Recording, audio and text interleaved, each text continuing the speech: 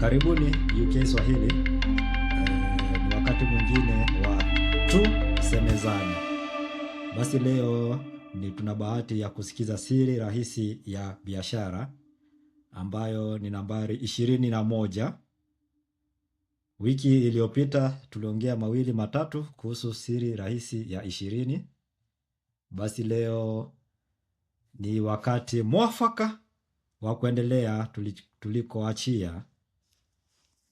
Na mada yenyewe ama kunradhi, kabla sijaendelea niwakumbusheni tu sasa mnaweza tupata YouTube na pia kuna vipindi tu ambazo utaziona Spotify. Kwa hivyo kama una haraka sana na hauna upole ya kugojea video, tayari hii sauti ya UK Swahili utaipata Spotify. Utaingia tu kwa mtandao, utafute, uandike UK Swahili, alafu utaona nyumba tu moja pale kuu, nyumba ya kitambo, kama nyumba nyingi za hapa Uingereza ama za kule Uingereza, haswa Uskoti. Unajua Uingereza ina nchi 4, moja wazo ni Uskoti ambao ndio kwa Kiingereza mnaita Scotland. Sasa ile nyumba ni mojawapo ya chuo kikuu cha Glasgow. Utaiona hapo nyumba hiyo, ndio nembo ambayo ndio brand ya UK Swahili. Kwa hivyo ukiingia pale Spotify, andika kuna siri rahisi utaziona kutoka kuanzia ya kwanza hadi ya 19. Sasa ya 20 ndo tumeanza kutengeneza video, na leo ndo video ya pili tukiweka video kwa YouTube. Basi bila kupoteza muda, siri rahisi ya 21 inatuambiaje? Mada yake ni mabadiliko. Mabadiliko ndio mada yake. Hatupendi mambo yakibadilika. Huwa inaogofya wakati hali halisi inaanza kubadilika na kuwa tofauti na yale tumeyazoea. Binadamu wengi huwa tunapenda mambo yabaki vile vile yalivyo kwa sasa. Yaani watoto wabaki chekechea, miaka yao isifike wakue barobaro na kuondoka kuishi ama kusomea chuo nje ya jiji au kwenda ughaibuni kuongezea masomo ya kwao. Tunapendelea afya yetu isiwahi kuzorota na hata tusiingie miaka ya uzeeni. Tubaki vijana barobaro wenye ashiki ya farasi na uwezo wa kukumbuka mambo yote kama afanyavyo ndovu. Mnyama huyu ana uwezo wa kukumbuka yote yaliyotukia maishani mwake. Ndovu, uzani wake wa ubongo ni mkubwa kumliko wa binadamu, na hata tungependelea kwenda kasi kama mbio zake chui ama duma. Hata tukiweza kukimbia zaidi,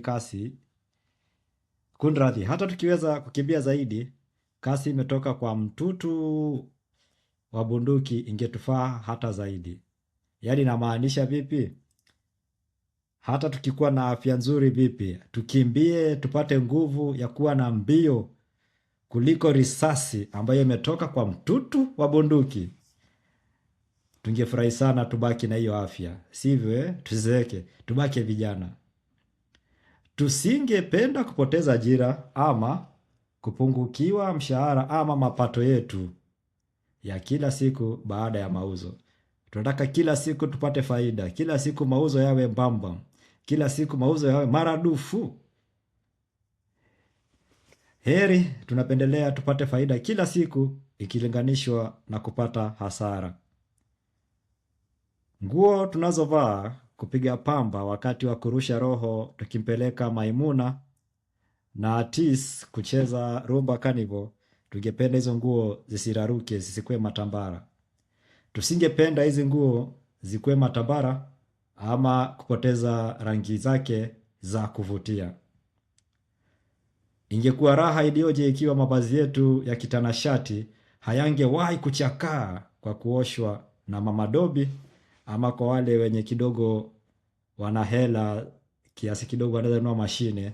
Hata wakiziweka nguo zao kwa mashine, wanaomba tafadhali ibaki mpya vile vile nilivyoinunua, ile laini ibaki vile ilivyopigwa pasi. Ukweli mchungu ni kuwa mambo hubadilika na yataendelea kubadilika, upende usipende. Hatuna budi, mambo yatabadilika. Yakibadilika itatuumiza vichwa, lakini hamna lolote tunaweza fanya. Tutapata msongo wa mawazo yakibadilika, lakini hatuna budi ila kufuata mkondo wa upepo. Mabadiliko yatafanyika. Uzuri ni eti kuna namna ya kukabiliana na haya mabadiliko yakitendeka. Mazuri yapo kwa hizi hekima za siri rahisi za biashara ambazo tunajadiliana hapa UK Swahili. Na kwa sasa labda nikukumbusheni tu, kama hujajisajili YouTube na hauja waalika wenzako, yani kwa Kiingereza subscribe, share, alafu YouTube itaweza kukupatia maarifa kila wakati tunaweka video mpya YouTube. Yani kwa Kiingereza utapata notification, utaarifiwa. YouTube itakutaarifu. Basi tukiendelea, Aprili mwaka 1998 Fortune Magazine ilichapisha kisa chenye mada manusura wa Holocaust. Magazine hii ilielezea matukio ya ndume 5 walionusurika mauaji ya jinai ya Holocaust Ujerumani, wakatorokea Marekani kuanza maisha upya. Walikuwa vijana wageni bali na makwao walitoka makwao kwao bila chochote isipokuwa uhai wao na nguo walizovaa. Ila kila mmoja wao aliwahi kusomba mali kiwangonda kuweza kuwa na mashirika ya uhisani, wakiitwa almaarufu philanthropist. Ndio shughuli za uhisani, ama nyinyi Waingereza wenye ngozi nyeusi ambao mnaishi Afrika Mashariki mnasema charity. Ndio shirika za uhisani. Waliendelea kupeana ili kuwasaidia watu walio kwenye changamoto maishani huko Marekani. Kwa ufupi, hawa ndume 5 walinusurika mambo ya jinai kule Ujerumani wakati huo, miaka ya 1900s. Alafu wakaendelea, wakajipanga kivyao, wakang'ang'ana. Walipopata hela za kwao, faranga za kule Marekani, hawakusahau walikotoka. Karne ya 20 iliipatia dunia majanga, mauaji ya jinai, mauaji Gabon ya uwanjani, mauaji Uropa wakati wa Stalin na kadhalika. Yote haya yakienda kinyume na haki za kibinadamu duniani. Hata baada ya dunia kuapa haitawahi tena jihusisha na mauaji ya halaiki, karne ya 20 yalifanyika kwa wingi. Baada ya Holocaust, dunia iliamua haitawahi fanyika tena ulimwengu kuingia kwa vurugu kama hivi tena. Karne ya 20 lakini ilijaa kumbu ya mauaji ya jinai. Na yataja haya mara kadhaa ili mimi na wewe tugundue na tuelewe kuwa kuna ushahidi wa kutosha. Hamna yeyote hai anaweza kuzuia maovu yanayotendeka hapa duniani. Hamna. Awe mfalme, awe malkia, awe na hela, awe na nguvu vipi, hawezi. Mabadiliko yatafanyika. Mwaka huu tayari tunayaona kila uchao kwa rununu ya maninga, nikiwa na maana runinga. Kitambo wakati Kiswahili akiwa kimeingiliwa na lugha zingine kama Kiingereza na Kijerumani na Wareno. Rununu ilikuwa na maana macho, macho. Sasa rununu ya maninga, lakini baadaye, maisha baadaye, mawasiliano yakaingiliana, wakaifupisha ikakuwa runinga. Ndio, ndio kizazi cha runinga. Waandishi wanaripoti kila siku nchi fulani zimeamua kuwa viongozi wa nchi hii na ile hawafai kuongoza. Makombora yanavumbuliwa mapya viwandani vya kijeshi na nchi wanaodakia wameendelea kidemokrasia. Demokrasia vipi wakati majeshi ya kigeni wameingika kambi nchi za wenyewe? Utasemaje kuna demokrasia? Hata hivyo, naona ni heri tuwakumbuke manusura waliokumbuka binadamu wengine wanaokumbwa na majanga waliojikwamua. Yaani manusura wanakumbuka manusura wenzao. Ndio binadamu eti, ndio utu. Badala ya kuijaza ubongo wangu na habari ya maovu yanapewa muda mrefu kwa mitandao, naona ni vema akili iendelee kunata mazuri yanayotendeka ingawa machache. Haina haja uwe tu kila wakati unasikiza yale mabaya yamefanyika duniani. Ni vizuri kuilinda akili yako, ukawa unaingiza tu mawazo mazuri ingawa ni machache. Hii si rahisi, inatushauri tukue tunakaa mbali na mambo ambayo ni hasi. Inanisaidia na itatusaidia wewe kufuatilia mazuri. Ima kama una uwezo, tekeleza huo uzuri kwa walio kuzingira na uendelee kueneza matendo ya kunufaisha wengi, ukianza na jamii yako, mkoa wa nchi yako. Na Maulana akikuwezeshea zaidi, unavuka mpaka kwa kazi ya uhisani kama walivyofanya wale manusura waliotorokea Marekani muhula wa Holocaust Ujerumani. Kumbuka, kuna uwezekano maisha unayoishi sasa ni maisha uliyoyatamani miaka kadhaa imepita. Na kama sio angalau upo hai na unayo nafasi ya kuboresha, huenda si leo lakini hivi karibuni, hakikisha nafasi uko nayo ya uhai kuboresha maisha ya leo. Usikue kila wakati unajuta. Hata ukiwa unaugua kitandani hospitalini, tafuta sababu ya angalau kutabasamu. Usiwe mtu wa kuona na kukumbuka mambo hasi yamekitendeka kama umaskini na njaa. Nikisema mambo hasi namaanisha kwa Kiingereza chenyu negative. Alafu yakiwa mambo positive kwa Kiingereza ndio chanya, hapa Kiswahili chanya, kwa Kiingereza positive. Kwa hivyo ukiendelea kuchukua mambo mazuri, utapata kuna uzuri fulani wa maisha. Mradi yafanyike pole pole.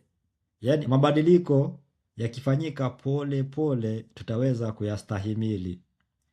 Huwa inatukera sana mabadiliko yakifanyika ghafla. Sijui ama tumeelewana hapo. Tutafafanua zaidi. Usibonyeze kitufe ama kidude ukatoka kwa UK Swahili kwa sahihi. Tutaelewana tu. Hapo mwishoni mimi na yeye najua tutapata kuwa na mawazo ambayo yanaingiana ama yanashahibiana. Sisi binadamu huwa tuna tabia kama ya chura kwa hekaya fulani ambaye aliwekwa kwa nyungu ya maji moto.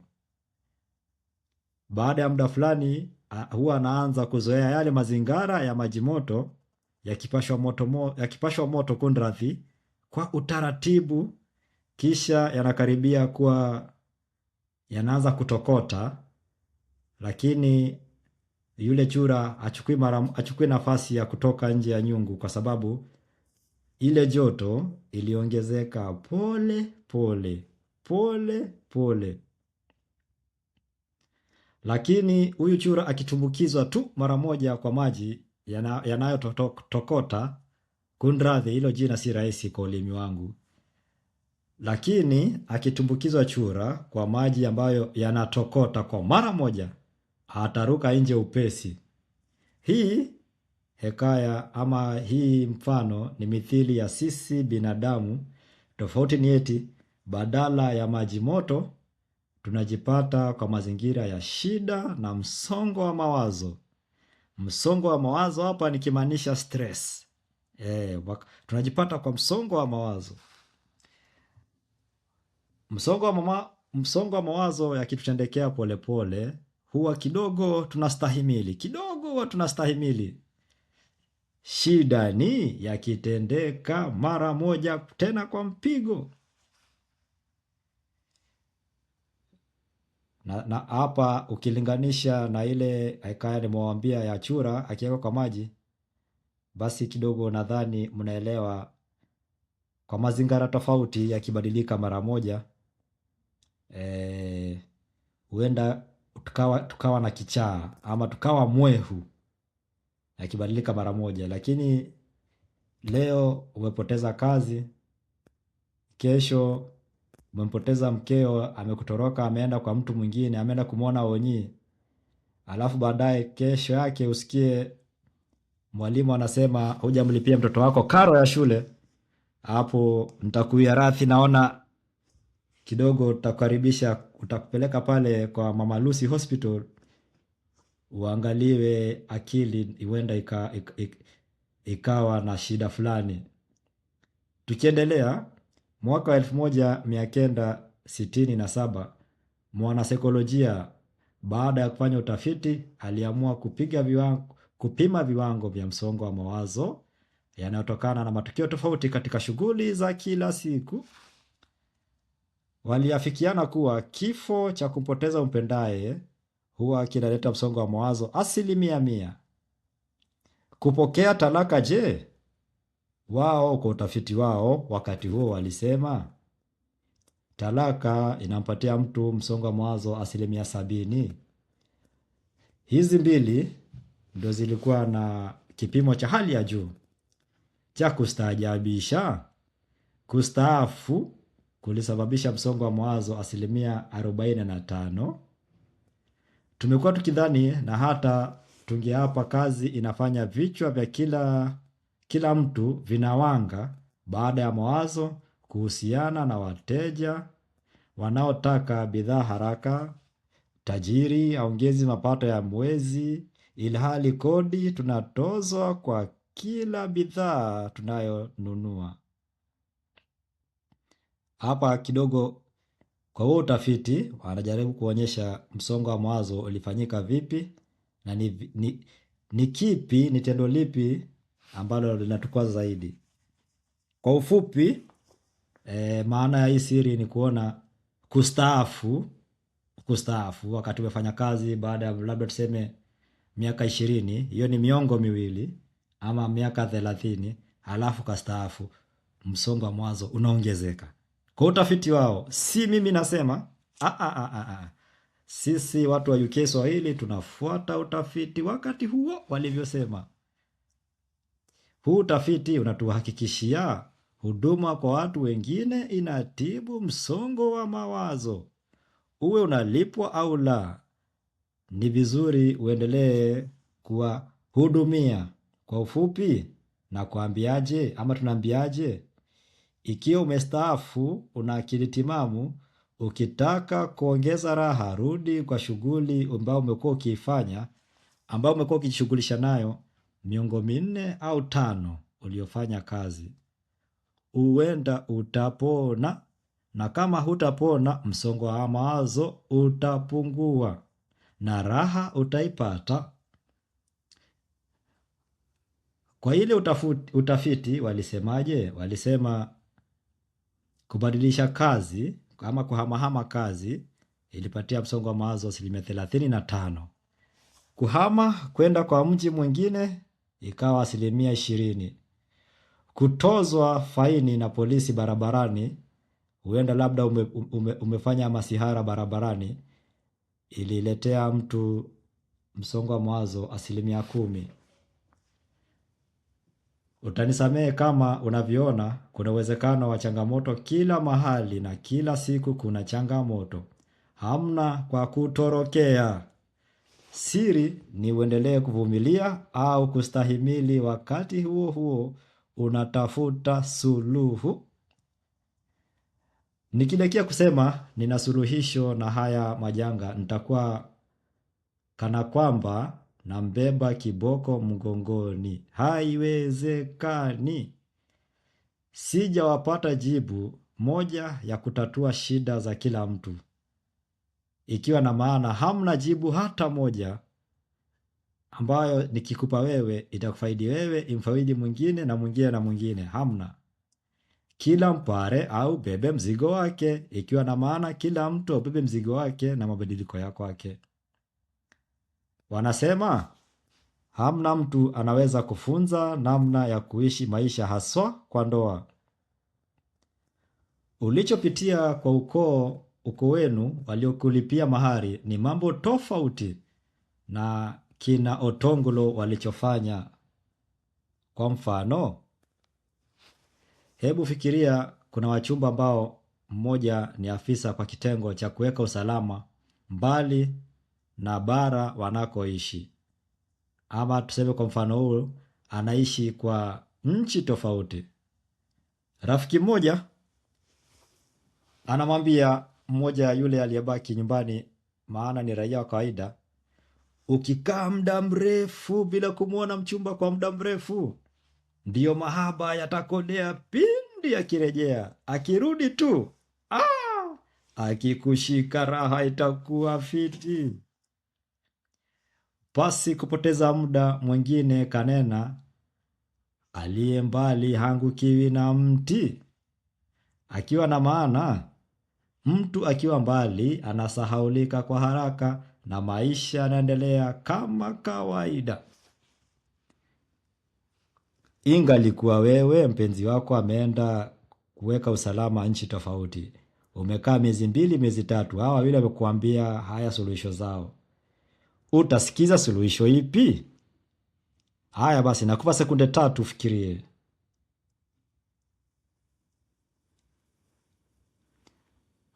Nikupunguzie muda tu. Hamna yeyote wa kusikiza hapa, maana sio rahisi kufanya maamuzi magumu kwa kusikiza sentensi au fikira moja ya mtu fulani.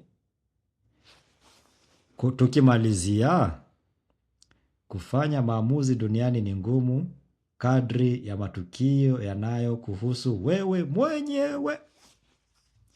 Hii siri rahisi inatukumbusheni, uliofanya ukafaulu haina uhakika. Nikifanya mie nitapata matokeo sawa.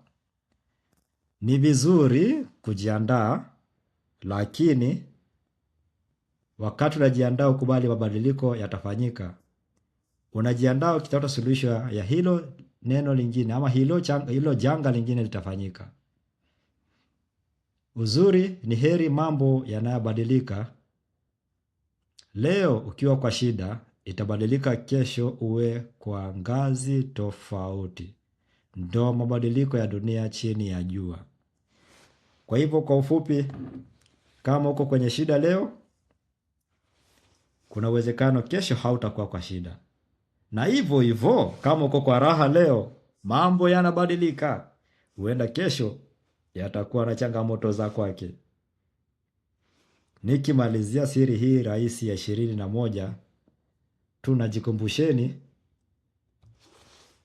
mambo yanafanyika, mabadiliko yanafanyika kila uchao. Kwa hivyo ni ujanja wetu ama ni heri yetu tuendelee kujua, tutafute suluhisho kwa mapema na tuzoee kustahimili. Tutaendelea zaidi kwa siri rahisi ya 22 hivi labda baada ya wiki moja. Nawashukuru sana kwa wakati wenu. Nashukuru sana kwa masikio yenu, kwa wale ambao mnanisikiza kwa Spotify na wale ambao tayari mmeniangazia macho kwa YouTube. Shukran.